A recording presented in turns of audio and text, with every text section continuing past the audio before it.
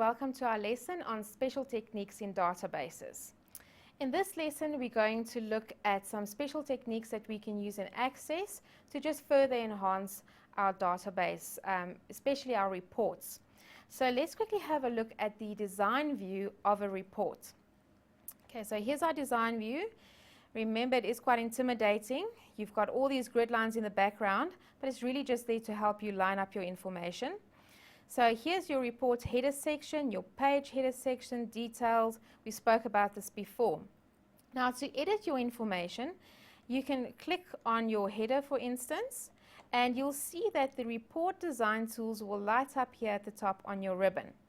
You've got a design tab, you've got your arrange tab that you can use to move objects around. You've got your format tab that looks similar to Word and Excel, where you can change your font and your font size, for instance, alignment. And then you also have your page setup section where you can change your orientation or your margins. So the interface is very similar to what you would see in Word, Excel, or PowerPoint. And that's why it's always a good idea to try and use an integrated package such as an Office suite. All right, so sometimes it's necessary to bring information into your database from outside. So you might have a spreadsheet somewhere and you want to get that information into your database. So we're going to then do something called importing. Usually they'll tell you when you need to do this, and I'm quickly going to show you how to import information. So let's just close our report now. I'm not going to save the changes now. Okay, you're going to go to your external data tab, and you'll see you've got three sections here: import and link. You've got your export section and then the collect data section. So we want to import information into our database. So I'm going to go to the type of information that I want to import. In this case, it's an Excel spreadsheet, but also note that it can be something like a text file. And if you click on the More option here, there's other formats that you can also import into your Access database. Right, so I'm going to select Excel. And then what you're going to have to do on this first step is you're going to have to tell the computer where to go find the information. So you're going to Browse. And in this case, it's on the desktop. Okay. And there's my little spreadsheet that I'm going to use. And I'm going to open the data source. Nothing's going to happen just yet. We've just set the path to point to the correct information. And now you've got a couple of options here. We usually only focus on the first two. You can import the data into a new table, or you can add it to one of your existing tables. So append means to add to a current table. I'm going to import it into a new table. I'm going to select OK. And then it's going to show you the information that you have in that spreadsheet. So it's in little columns. So just imagine what a spreadsheet looks like again. You've got your column A, column B, column C. So it's just showing you what information you have in that spreadsheet. Okay. So which worksheet would you like to use? So there's only one worksheet. If you had created named ranges in Excel, you could also use that, but we're not going to use that now. Right. Then we're going to go to the next screen. And then Access is very clever. They've built in a function that says the first row contains column headings. And it does. It usually does. And that's why it's always good when you set up a spreadsheet, if you're going to use it for data purposes, then it's good to have your headings in that first row. Because when you then import or export into Access, Access will automatically pick up those headings and use it as field names in the database. Right, so we've got our headings sorted out. Next screen. Here it's going to ask you what kind of information is found in that particular field, and you can change that accordingly. So you can go say, right, name should be text, surname should be text. Email address, we could perhaps make that a hyperlink if we wanted to. So you can change your data types on the screen, although you can make these changes later on in Design View if you don't want to fiddle with it now. Okay, so let's go to our next screen. Remember the importance of a primary key. A primary key is something that uniquely identifies each one of the records in your table. So if we're going to have access at a primary key, it's going to add an additional column here. So we already have a primary key in there. So I'm going to choose my own primary key, and ID contact is going to be my primary key. If there wasn't a primary key and you wanted one, obviously you can let access then assign one for you. Or you could leave it out completely, but that is not preferable. Okay, and then I'm going to import it to a new table. I'm just going to call it TBL for table, new contacts. And then I'm going to finish the process. Okay, at this point, Access will ask you whether you want to save your import steps. It's always a good idea, save your import steps. Usually what we do when we mark your work, especially with the practicals, we actually go and have a look and see whether you've saved your import steps, because then it's easy for us to ascertain whether or not you actually imported the data or just copied and pasted the data. Right, so I'm going to save my import. Just say, okay, is there something wrong with my name? Let's just get rid of that. I think that's the problem. Change the name quickly. Okay, there we go.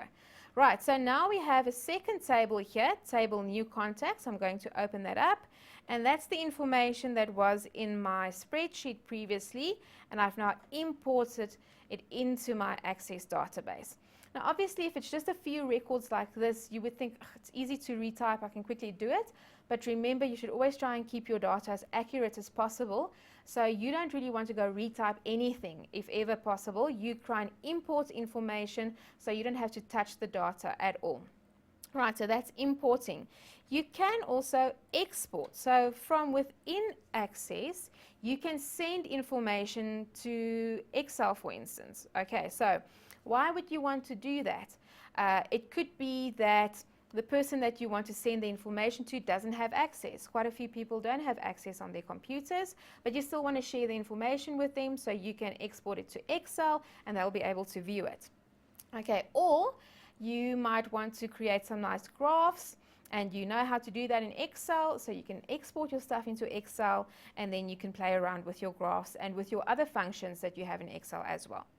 Okay, so what we're going to do now is we're going to export one of our tables. So let's take the previous table, and this is a very simple process. You can just right click on the table or on the object that you want to export, and then you're going to select export, and you'll see there's a whole array of different formats that you can export this to. Okay, so please once again just read carefully. Do they want a PDF, for instance, that you can email to somebody but you don't want them to be able to make changes to it? Or do you just want a plain text file? Some people want that. If they're only interested in the data, it doesn't have to be in columns. They just want the information, and then you can save it as a plain text file. Okay, I'm going to save it as an Excel sheet. And then this is similar to your importing, because now you need to go and tell the computer where you want to export the information to. So in a similar way, you would go to Browse and select the path and give it a name. And then you can also choose to export the data with the formatting and layout, but that's not necessary. And then just select OK, and it will tell you that it was successful. And then if you were now to go into your folder again, you'll see that you'll have an additional Excel spreadsheet there that you can open up and that you can use to manipulate the data. Right, when it comes to OpenOffice, the best thing, or the easiest way to do it in OpenOffice, is to simply copy and paste.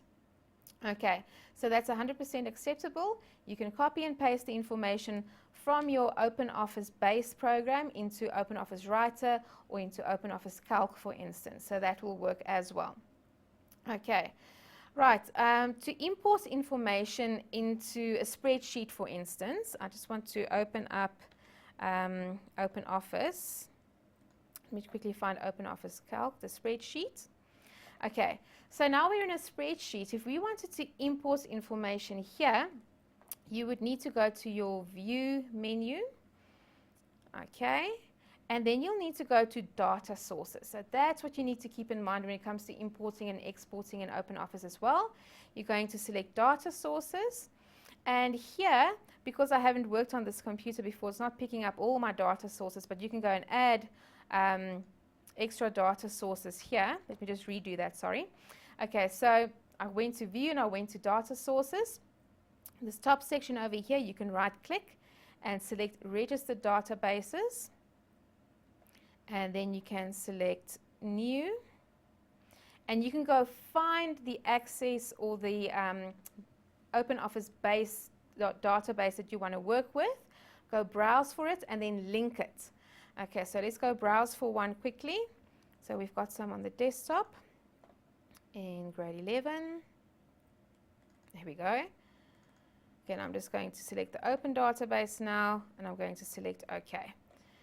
Right, and then I'm going to select OK again. You'll see it will appear here at the top of your screen. And if I click on the little plus next to it, the menu will expand and it will show me the queries and tables that are available in my database. So I'm going to go select my table. There's my contacts. And I can double click on that, and here's my information at the top of your screen now. So now you can quite easily go, highlights everything, copy the entire section. Remember, this is like Excel. So I clicked in this block over here to highlight the entire section or entire table. Then right click, copy. And then I'm just going to go into my spreadsheet section at the bottom, and I'm going to paste the information. Okay.